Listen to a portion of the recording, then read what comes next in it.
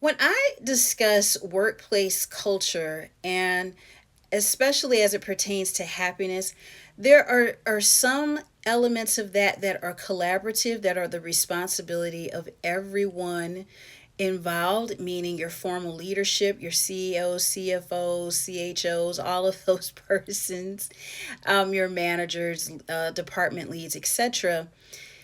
And then there are elements that are the responsibility of the individual employee. And I'll give you a couple of examples.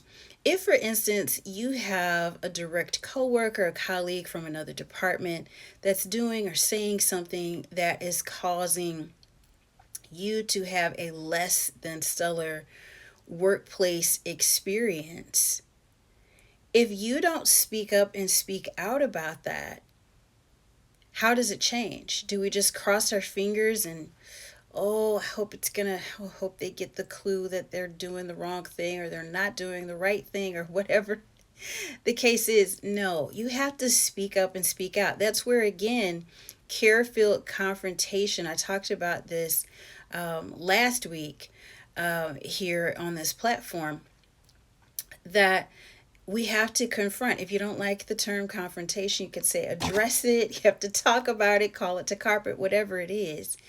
But you're going to have to speak up and speak out and address that situation if there's any hopes of turning the tide. Okay. A second example is that, let's say that you're working really hard in your particular role and taking on more responsibility, really becoming a top performer, saving money, increasing sales, whatever, the case may be. And you decide, you know what, I would like a title change. I would like a salary increase. Listen, you can cross your fingers, put your head down, and hope that someone will say, hey, you know what? I noticed, Sharice, you've been working really hard and taking on more responsibilities successfully, and da da da da da. We're going to give you a raise. Sometimes that will happen, but most of the time, consoles, it's not going to happen. If you don't speak up and speak out at the very least to start the conversation, it's not going to happen most of the time.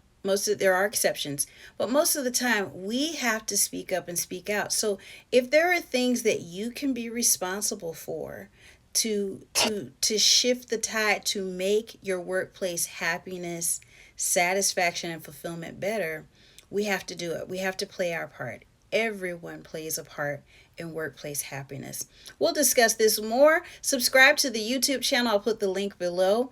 Until we meet again, remember this: your best is yet to come. Take great care.